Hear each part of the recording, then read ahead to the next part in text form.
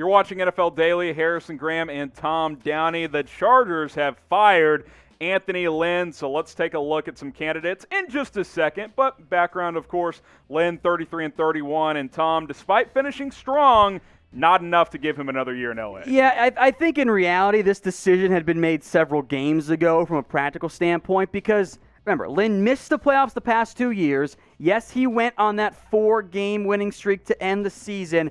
I think it was rightfully not enough to save his job. How many times this year did we watch the Chargers in often hysterical fashion botch an end-of-game or end-of-half situation with their clock management? That's been the story for the Chargers for years, even before Anthony Lynn, but especially with Anthony. On game day, ignoring all the prep work and all that, that's like one of your most important duties, is to not mess up that situation. They did it repeatedly. And this team lost a bunch of close games. And look, I don't think Anthony Lynn is a bad coach by any means. He'll get a job some capacity around the NFL.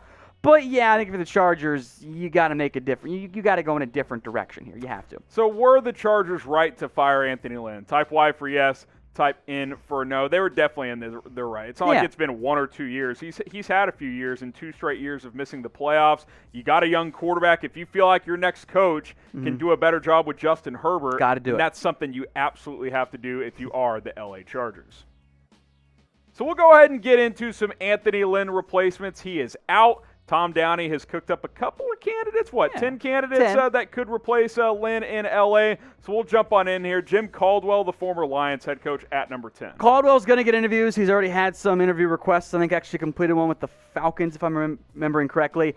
Look, his tenure with the Lions does look better because Matt Patricia sucks. Does. He did spend briefly 2019, by the way, as the Dolphins quarterback coach. I put him on this list, and it might end up not being a great argument for it, but Caldwell did spend time in Indianapolis as the head coach and assistant coach, actually, with Chargers GM Tom Telesco, who was not the GM but one of the underlings with the Colts there. So there is some familiarity there.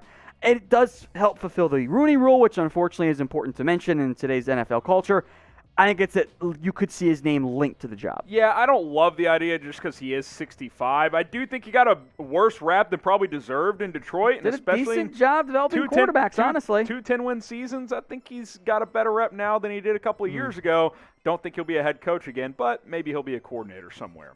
At number 9, Matt Campbell, the fast riser out of Iowa State. You like him more for some other jobs. Yeah, I think the Jets job, who they wanted to hire him a couple years ago, makes a little bit more sense than the Chargers do. The NFL isn't nearly as regional and that type of locale focused as the college game is. Yes. But Campbell's never been a West Coast guy. Iowa State's the furthest west he's really been. So he, in the end, gets his pick of the top college football NFL jobs. If the Chargers come calling because of the presence of Justin Herbert, I think he'll consider it. I'm just not sure it's the number one ideal match here. So we got some more candidates to get into, but before we do, we want you guys to reply to the pinned comment, and that is this question. Who should the Chargers hire? You might get hit with the ad break on YouTube. If you do, you guys debate down in the comments. Who should be the Chargers' next head coach? Go ahead and let us know. Next up, Nick Sirianni, the OC for the Colts, who is not the play caller. He's not the play caller. Frank Reich holds on to those responsibilities for Indianapolis. But there is a lot of familiarity here between the coach and the organization.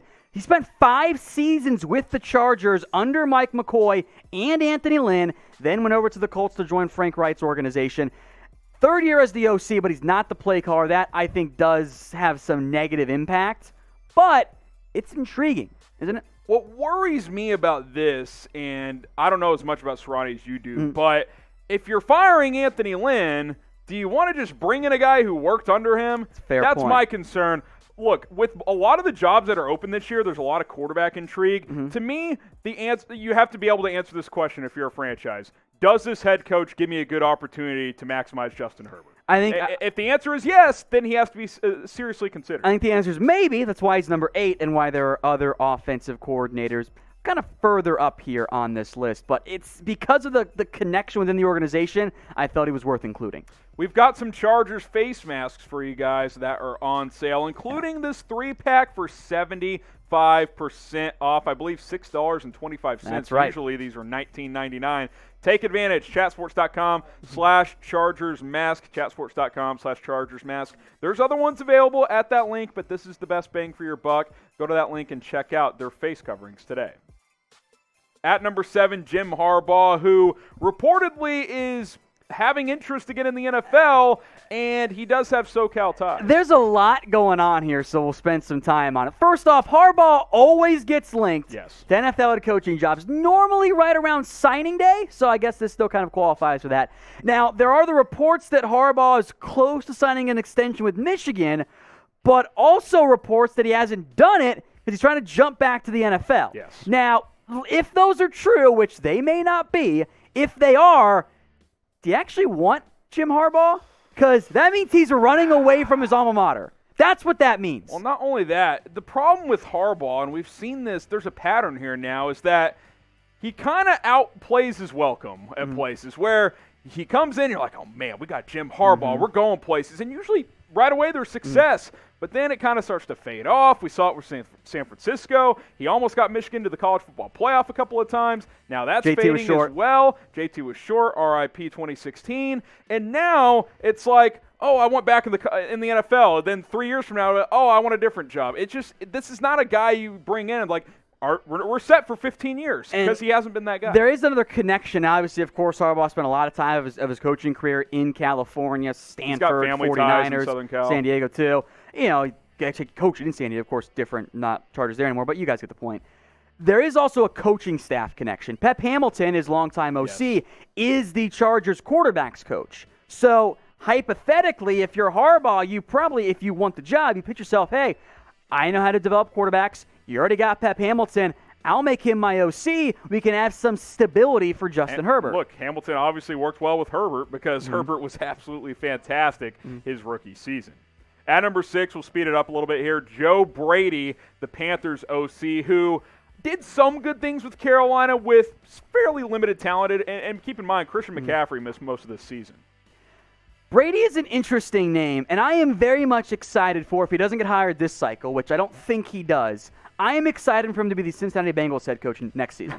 When they fire Zach Taylor and go, we just got to reunite. Joe Burrow disciple. Brady-Burrow union there. Yes. I like Joe Brady. I think he's a very promising young offensive coordinator. I think he would thrive with Justin Herbert. He's also young. Is he ready? And if you're a team like the Chargers and GM Tom Telesco, this is your third head coach that you get to hire. You will not get a fourth. Yeah. So you might not want to have a bunch of waiting to see if this actually ends up being the correct guy. Into the top 5 we go. Robert Saleh, the defensive coordinator from the 49ers. You can keep him on the West Coast if you want. Hey, look, he's, I think, going to get a job. I think the Detroit Lions job makes a lot of sense. The dude grew up in Detroit. Going back home to the head coach, that sounds fun there. Falcons have already interviewed him, or at least requested to interview him as well. I think the Chargers will at least explore it. There wouldn't be a massive defensive change because Gus Bradley and Saleh come from the same coaching tree, so you could make it work from that perspective. Although, and this is why he's actually the highest-rated defensive mind on this list, and really the only defensive mind on this list, who's your OC? Because you gotta build this around Herbert. So if you hire a great OC, okay, but you got to focus on Herbert. And that's the point I continue to make with these coaching searches, especially in 2020, but especially in this cycle with a lot of teams needing answers to connect to their quarterback. If you're a defensive-minded guy, you've got to sell this ownership and this GM on, hey, I can bring the right play caller in here. I can bring in the guy that can fit with what Justin Herbert's strengths are. So if you're Robert Saleh, that's going to have to be the approach if you do get an interview with the Los Angeles Chargers. Now, if you want updates on the latest in coaching search, because there's 6 teams right now looking for a head coach, subscribe to Chat Sports. It's 100% free. We're plugging out videos every single day. Latest news, rumors, coaching search updates. We do it all here on Chat Sports. So go ahead and hit that big red button and subscribe today. Arthur Smith, you got him at number 4.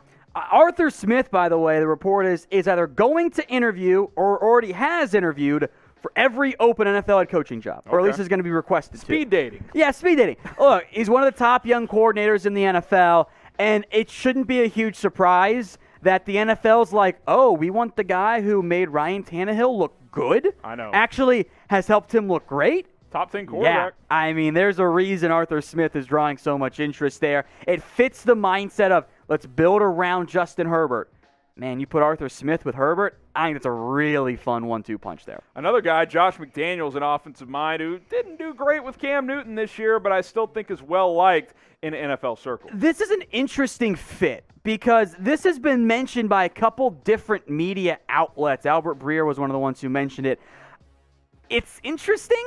Josh McDaniels is a very difficult coach to get a great gauge for. Look, he's the apparent coach in waiting over in New England. He was outright terrible as the Broncos head coach, but he's going to get a second chance at some point. But he also kind of burned that second chance when he took the Colts job and then bailed last second. And also, there's still that whole, he's kind of the unwritten coach in waiting in New England. Does he want to play that out? He's got some decisions to make, and it'll be interesting because, let's be honest, Tom Brady, the way he finished this year, pretty damn good. He had a monster season for the Bucs when you look at those final numbers.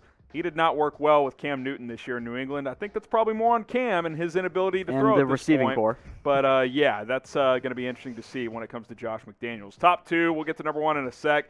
Eric Bieniemy, a name who should be at or near the top of every team's list. And I think he's going to be for the Chargers. Again, you're trying to build around Justin Herbert, who I think pretty clearly is your franchise guy. Oh, yeah. Bieniemy certainly fits that. He's set to interview with the Falcons and Lions. The Jets are also going to be in there. I'm sure the Chargers will interview him. And I think for Bieniemy, you're going to have a bunch of different interests there. Chargers is one of the better jobs out there. If I'm Eric Bieniemy, the 2 jobs I'm looking at the most is Houston and LA. Yeah. Because you have proven young quarterbacks. I know it's just one season of Herbert, but my God, he looked incredible this year with a lot of injuries around him. I thought he was impressive, but then obviously Deshaun Watson in Houston, I think he'd be interested in coaching him as well. So I think Eric Bieniemy might be able to get a little bit picky here. We'll have to wait and see, but I think that would be a great fit between the Chargers and Bieniemy. So before we get to our top candidate, rate the Chargers head coaching job. Scale it from 1 to 10. 10 being this is the best job in the NFL right now. 1 being this is the Jets the past decade. It's probably an 8 or 9 for me. I put it at an 8. And it might be higher if you can promise me you figure out how the Chargers players don't get hurt every single year. Yeah, good roster if you're healthy and a really promising young quarterback. That's appetizing. That's 2 really good things if you're looking to be the next head coach of the Los Angeles Chargers. And Brian Daboll is your number 1 guy, Tom. There are connections you would not believe. I love this fit for, frankly, both sides. What do we know about Brian Daboll? He can develop a young quarterback, did a fantastic job with Josh Allen, maximized his ability. The nice part is that the strengths and sometimes weaknesses of Josh Allen look a lot like Justin Herbert's. Very true. He's a good athlete, strong arm, can make some big plays. Herbert, by the way, better in year 1 than Josh Allen was. Oh, way better. So you bring in the guy, Brian Daboll, who helped maximize that offense. So all it was with Stephon Diggs, and now he gets Keenan Allen. Yep. I think this from an offensive focus makes a lot of sense. It's a good coaching tree. He's learned under Bill Belichick and Nick Saban. A lot of times you see coaches say, hey, we're going to fit the players to the scheme, or we're going to fit the scheme to the players. You don't always see that. You kind of see we're going to try and force players into a specific scheme. It's not what Brian Daboll's done. He's been adjustment there. And, oh, by the way, yes, GM Tom Telesco went to the same high school. I think they briefly overlapped as well, and they share the same agent. Are you calling it a done deal? No, I'm not. Interviews matter, but I think if every good GM and decision maker has a list of coaches for just in case something happens. I would hope that Brian Daboll was number 1 or 2 on that list for GM Tom Telesco.